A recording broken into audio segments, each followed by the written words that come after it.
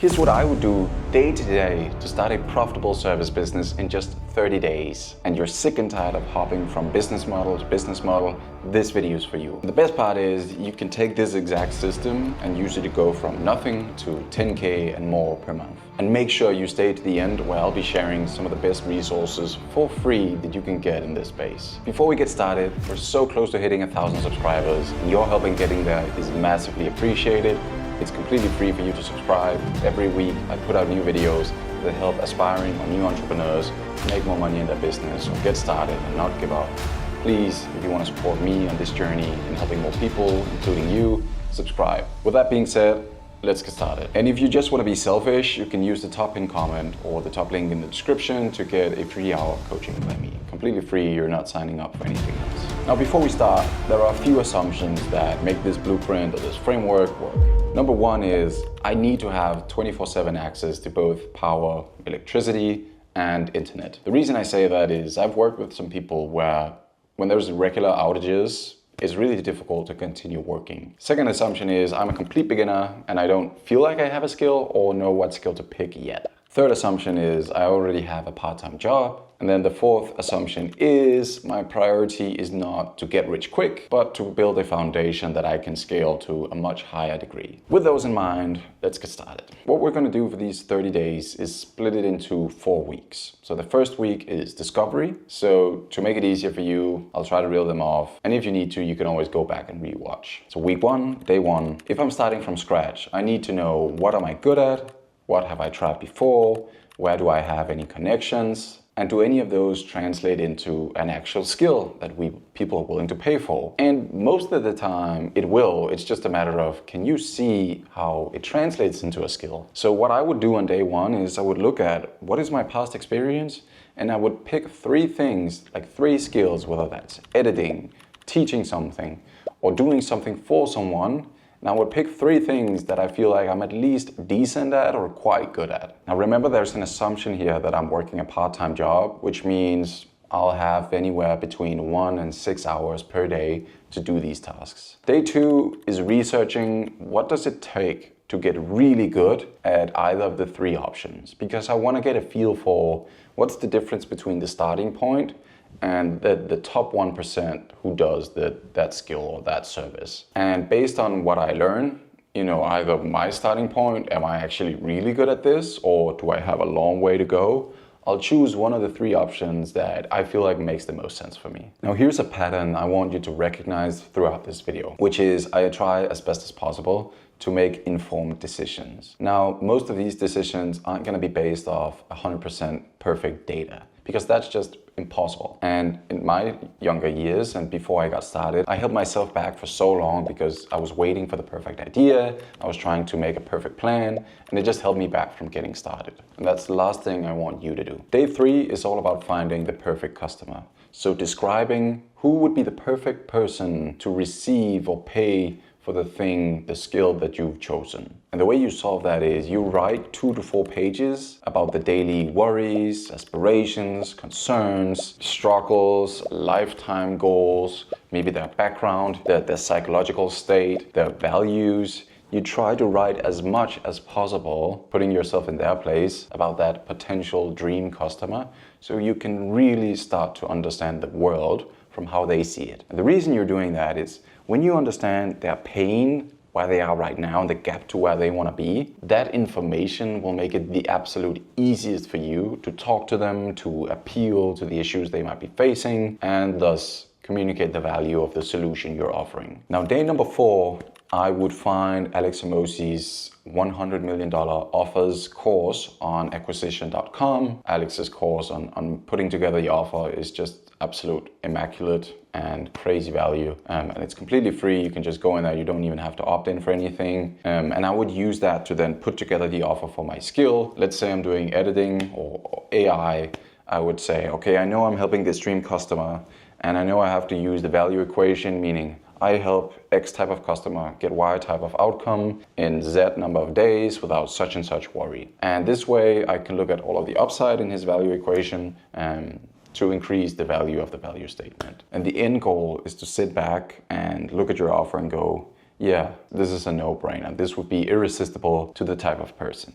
And of course, this is still, a guesstimate, speculation. Now we need to go test it. On day 5, again, if I'm completely new, I want to go to Meta's ad library and I want to search for either the biggest names in this industry or the niche that I'm going into or the niche itself. And I want to look at the ads for the biggest people in this space or the active ads that have been running for the longest because they're performing the best. And what I'm looking for here is I'm looking for the hooks, I'm looking for the descriptions, I'm looking to see what are the goals they're promising to achieve, what are the pains they're promising to solve. And the reason I want to do this is I want to get a feel, because they've already made the investment to put out these ads, and I want to get a feel for what's the language they're using, what are the exact pain points they're appealing to, what are the promises they're making, because I can then check based on what I know with my document of my avatar, does that match the worries, the concerns that I thought I was going to appeal to, or is there a difference that I need to now look at and maybe adjust my expectation based off of? And looking at all those ads, I would write down the 3 biggest pain points and then use those as the benchmark. For day 6, another credit to Hormozi, you're absolutely killing it, is going to acquisition.com again and going through the $100 million leads course. Now, specifically for the leads course, you want to go to getting your first 5 customers. And in there, I would look at the approach for getting the first 5 customers, because what he's done there 100% worked for me. It's what I used with all my clients. It's essentially a bulletproof method in my eyes, because you're just providing a ton of value up front and you're not asking anyone directly. It's really hard to miss with. And then on day 7, what you want to do is make a list of all the people you know. So whether that's your phone contacts, your email contacts, your social followers, put all of it in a spreadsheet, on a notepad. I don't care how you do it. You just want to put down a list of everyone you know. It's a lot of work. It's also going to get you paid, which is the whole reason you're watching this video. Now, so far we've spent a week figuring out what we can do, choosing the right thing, preparing to reach out to people, because all of this is purely speculation without getting feedback and inputs from people who potentially in the future will buy from us. Again, we're under the assumption that we still have a part-time job. So on day 8, we want to reach out to as many people as we can on our list of warm leads, people we know who know us to a certain extent, and we want to use the script to ask for a referral.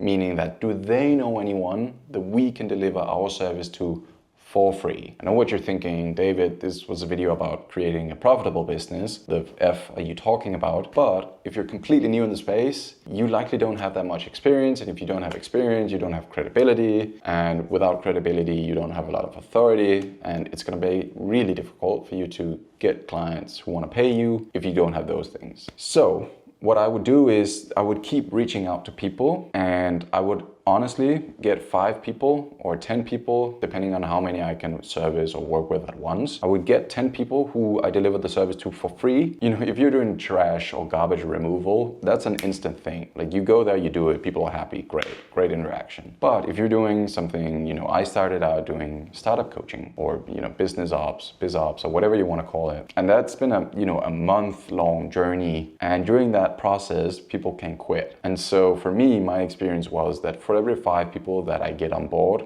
at least a few of them will churn out. Of course, you can always go into those reasons, but if you're doing something that at least takes a longer time for them to get the end result, then I would probably onboard a few more people, even for free, than you expect to help. And if you just end up helping more people, that's only a positive. Now, to each of those people, in exchange for the free service, as Hormozi also says, there's got to be an expectation of them delivering a review, giving feedback, and providing a testimonial at the end. Because the testimonial is really going to be your bread and butter, and it's going to have such a huge impact on your ability to get customers later. Here's a benchmark. If you're on day 15 now, and it's been a week, and you've done at least 500 outreach, and you've not got at least one person to give you a referral or say yes, something's wrong with your offer. Meaning that it's either perceived as not having enough value, or the level of effort or time it takes for the lead or the prospect to put in get that result is too high. So it's not enough of a no-brainer, is what I'm trying to say. So if you want to fix that, Either you have to make the promise higher if you can, or, which is usually more attractive to the person,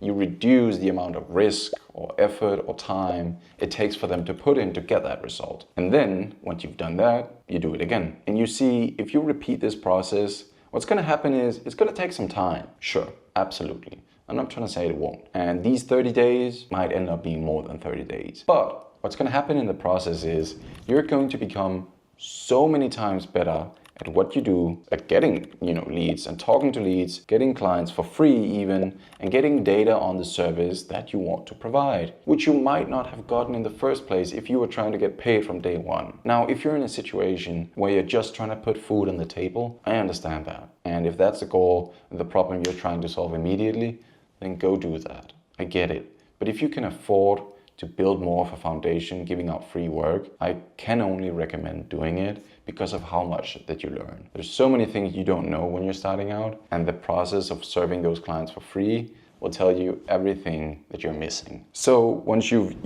adjusted the risk or the effort or the time it takes, maybe you adjust the offer a little bit, change the guarantee, change how much involvement it requires on their part, maybe adjust the promise a little bit, but it'll still be super effective. Now you go do it again, and hopefully you should see a big change quite quickly. You go through your warm leads, and if you've made a significant change to the offer, it's completely fine to reach out to the same leads again and say, hey, I got this feedback that the thing I had before wasn't actually that attractive.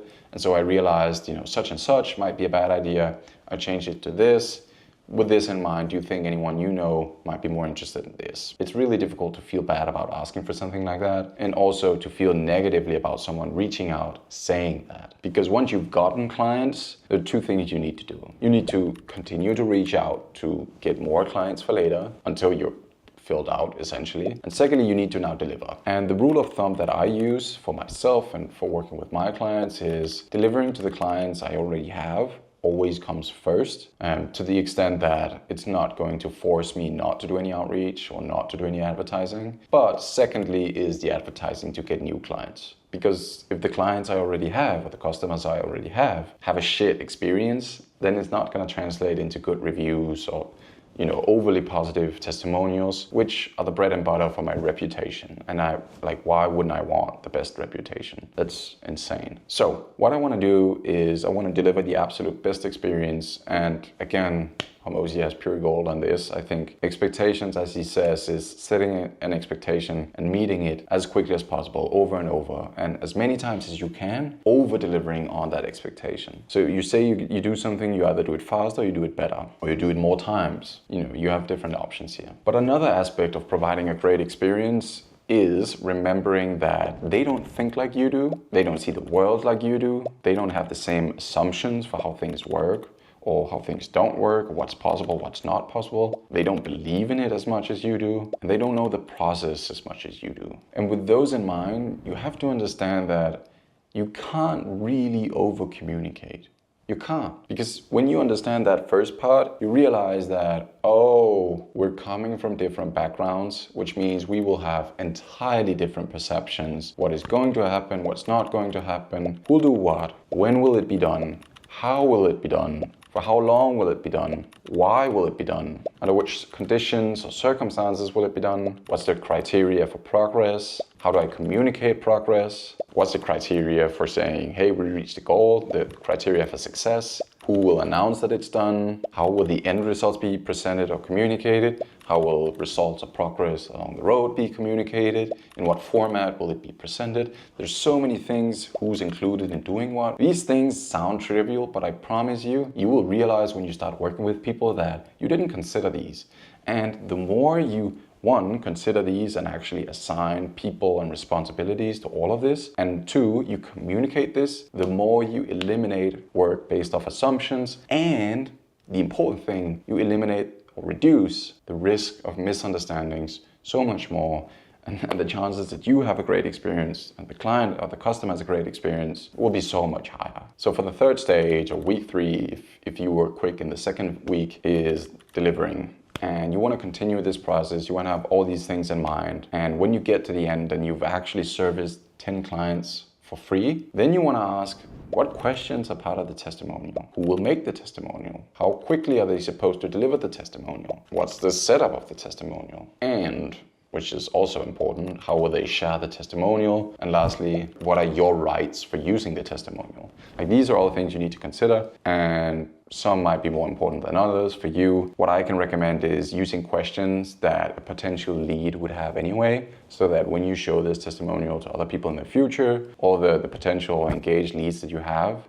become more convinced, and it's not just random. Oh, did you feel good? Was it great? Yes. Okay. Well, it doesn't really tell me anything. So have that in mind when you do your testimonials. As you might have guessed, week 4 is then getting paid. Realistically speaking, though, depending on your experience with the first 2 to 3 weeks, this is probably going to take you longer than 30 days. Like, I'm not trying to fool you here. I know the title is a bit clickbaity in that regard, but the reason I say this is I would rather you understand the process and you are able to do it super quickly with some services, but also you get the framework in place and then you can still execute it even if it's more than 30 days. Because if you could make it work and it takes you 3 months or 6 months, is it not still worth doing? So now that you're ready to get paid, there are 2 options that I recommend you pursue. The first is you either give a huge amount of discount, which is kind of one of the routes that Hormozi recommends in $100 million leads. There's also the second option, which you can find in $100 million money models, but which is essentially a pay on results guarantee, meaning that if you provide any kind of service or skill where the result or the outcome is super tangible, then it's a lot easier to use the selling point of saying, I'm going to take all the risk on me. I'm going to work with you until you get the result, and then I get paid as well. So you don't have to pay anything until you see it works and you experience it yourself. This is the one that I found to work the best for me with the niche that I'm in, but the 80% off might work very well for you. The one you choose, obviously, as with so many other things, the pros and cons of both options. Option A, with the discount, is great for, quick time services such as haircutting, home services, video editing, websites, things that don't generally take a long time, where you get the result quickly. There's not just much of a risk making the investment upfront. Whereas if you pay for a more long-term thing, you're taking on more of the risk yourself. So if we're assuming we're still in week 4, then day 22 would be based on whether you picked option A or option B, looking at the data you have from working with your first 10 clients. What were their main issues actually? What kind of phrasings or ways of talking to them did they most respond to? And in the testimonial, what issues were they the most happy that you solved for them? And then you can look at, okay, the main concerns I now understand, do they match what I thought they were before? And they might, and you just hit the nail on the head in the first place, or they might not match, which is, to be honest with you, the more likely case. And in this case, you simply adjust. You write down, oh, actually these 3 to 5 things that I now know, much more relevant. People are going to be much more willing to pay for this if these are the things I answer up front. And using those concerns, you will now draft a new script or a new message or email, whatever you use as your channel, that you will use as the outreach method to getting your paid clients. So for day 23, what you want to do is you want to create either a VSL, a video sales letter, or a portfolio. Now, what you create and how you create it will depend a little bit on what it is that you do. If you're working with very visual service outcomes, if you're a designer or an editor of any parts, then a portfolio is going to do really well. Whereas if the experience you have or the testimonials you have are more story-based and not as visual, then a VSL might do better. The reason you should create a VSL or a portfolio is to be able to demonstrate the credibility you now have, the social proof you now have based on the first clients that you've helped for free, because you will then use this portfolio VSL in your outreach as one of the stages in building trust with people and showing them that I can actually solve this problem for you, instead of just going, hey, you want to get this thing? Yeah, sure, go. You want to go down a call? No, they don't. They don't want to get on a call with you. So you reach out to them, you'll start building trust, start identifying if they have that issue, build curiosity, and then you can get permission to send them that. And I'm going to come back to this. But focus with the rest of your day or your time to finish the portfolio or the VSL before you move forward. Doesn't have to be perfect, just have to be there. Day 24 is then start doing outreach again. You have your new script, you have your portfolio or your VSL, which, by the way, if I didn't mention it before, something like a Loom video you can share is great for the VSL. If you're doing your portfolio, if it's something super visual, then a presentation in Canva is a great idea. If you're really just going, the simplest thing, then a Google Drive folder where you have videos or photos is not a great, but an easy alternative. So at this point, you want to start doing outreach again. And initially, you want to pick up and ask the people you already work with for referrals. You want to ask your warm leads again for referrals. And once you've emptied your list of warm leads, you go to cold. And of course, depending on where you're operating from, you gotta respect and comply with whatever regulation is there. We always want to stay within the law, but you find a way to get it done lawfully and legally that will allow you to reach out to new people. And doing this, one of the best approaches I've found to this, sending I don't know how many different outreaches, is actually using a system I got from Charlie Morgan, which is essentially kind of a permission-based approach where you reach out, you build some curiosity, and then you get permission for you to either send the VSL, share the portfolio, and then they get a chance to review that, and then you can answer some questions, get direct permission to share a link with them where they can book a call, or there might be some other natural step. But this permission-based approach is going to make the prospect or the lead feel like they're in control of the conversation, and you answering whatever questions you might have along the way, following up multiple times, is going to allow you to build a lot of human connection, essentially.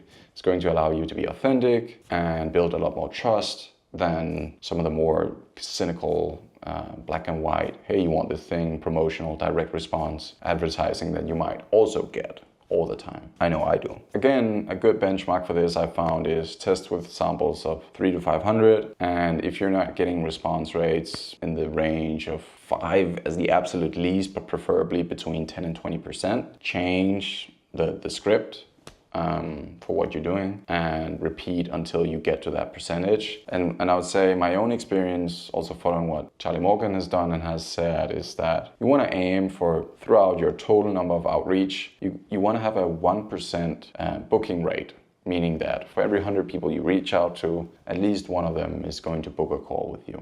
That might sound like a lot of people. And so based on knowing that, then you just adjust how many people you reach out to every day in order to get to that stage, which is then the scientific part of this. So that's why it's simple, not easy. It sucks to do all of this, but if you do it, it's really hard not to be successful. And then the final kicker, we have day 25. The days are kind of blending together at this point because you're doing the same things. You get clients, you deliver to clients, you do both, you do continue this over and over, you repeat. Once you've gotten your first 5 clients, you increase the price. You do the same over and over. You increase the price every 5 or so customers until the point where if you're talking to 10 people, I think Hormozi says like 3 to 4 of those people, so 30 to 40% close rate, is a good indicator that you're not too cheap. If you're thinking that's really low, well, yeah, it might be, but you could also be working with a lot more people who are a lot more challenging to work with, who also don't pay you that much. And in the beginning, that's part of the process and the learning curve, but that's why you increase it as you go to find out who's really worth working with, who gets the best results, and who do you want to work with. Again, I'm sure this timeline won't hold for you.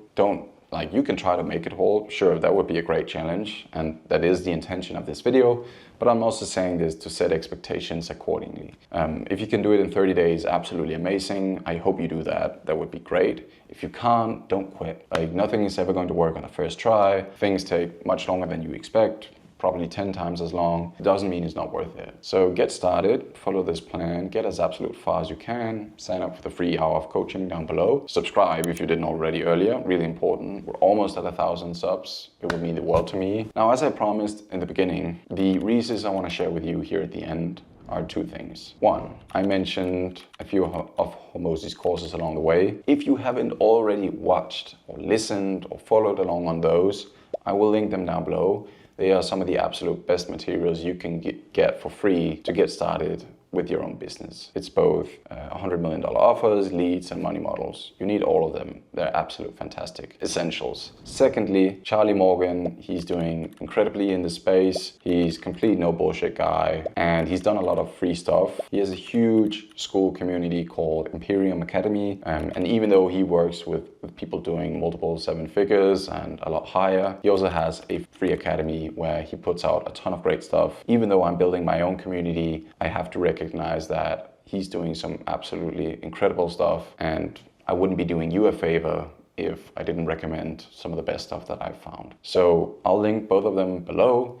If you haven't already checked them out, go check them out and sign up for the free coaching if you want actual free personal help. And if you just want to be part of the weekly stream, you can check that out as well. I hope you like this video. I hope I try to make it as value-packed as possible. If there's anything you want to see, drop it in the comments. As always, I'll catch you next week. Stay disciplined.